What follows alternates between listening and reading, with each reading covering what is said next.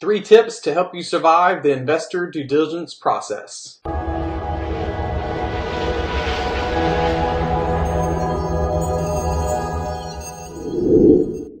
Hi everyone, thank you so much for joining me. Jonathan Mills Patrick with you. Today we're going to talk about a couple of ways that will help you survive the investor due diligence process. That process is how they're evaluating your startup, the questions that they ask, and what that might mean to you in raising funding with a particular investor. Some investors are called sharks. It's a popular term these days because of the show Shark Tank, where we see these founders come in, quickly pitch their idea, and then the sharks basically chew them alive with all kinds of questions and comments that oftentimes those founders are not prepared to answer. So I wanted to give you 3 tips today that would sort of help you survive that process. Now, before we get to those tips, you need to understand, first of all, what you're seeing on TV isn't exactly how it works in the real world. Certainly you pitch an investor, they ask you questions, and there's this back and forth.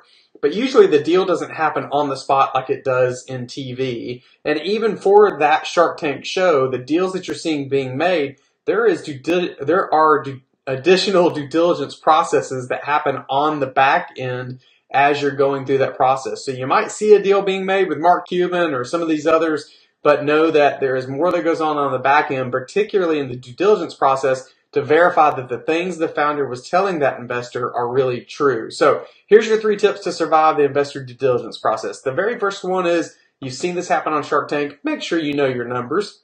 If an investor is asking you a particular question, what are your sales? What's your cost of goods? What does it take for you to make your product? How big is your market? There are all kinds of questions investors want to know, and these are usually asked on the front end. As a matter of fact, if you watch the show Shark Tank, you'll see or hear some regular, consistently asked questions. And there's some of the ones I just ran through, right? So what's the market size? How many have you sold? What's it cost you to make it? Those types of things. These are all numbers as a founder that you should know. And the easiest way to know them is to spend some time doing some research on your industry and the comparables, but also looking at your own numbers. If you don't know your numbers, it's just a bad sign for an investor, and they're most likely gonna probably walk away from you.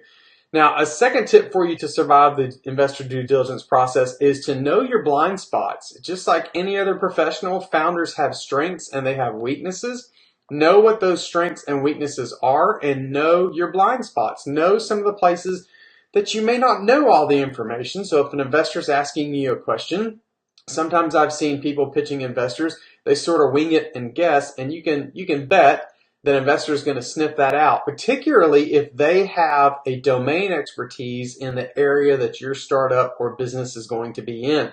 They can just tell when you're full of it, frankly. So make sure that you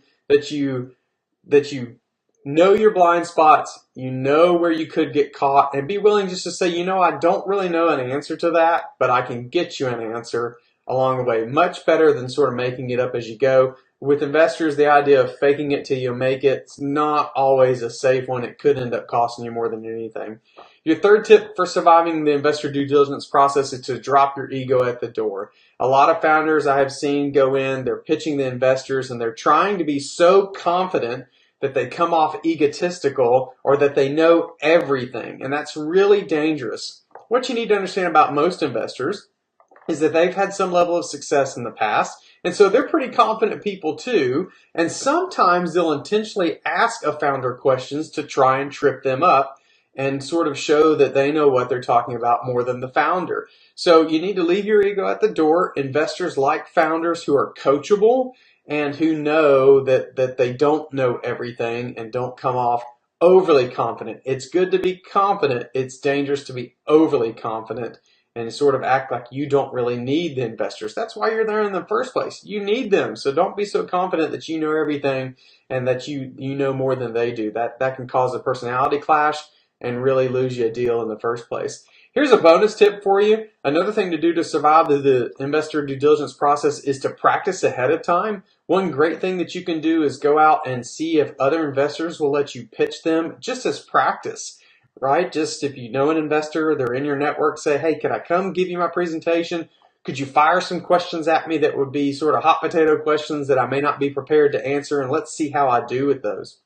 If you don't know an investor, that might be willing to do that for you. Maybe you can find a domain expert. So if you have a marketing technology solution, maybe sit down with someone who's really savvy with marketing and say, could I pitch you my new solution? And would you fire questions at me and challenge some of the assumptions that I've made? Practicing is a great thing to do in general when it comes to pitching an investor, but also practicing fielding of those questions and being able to respond, and even practicing saying you don't know the answer. That way you don't come off as someone who's making things up as you go. Hope this helps you. Thanks as always for tuning in. We'll see you again.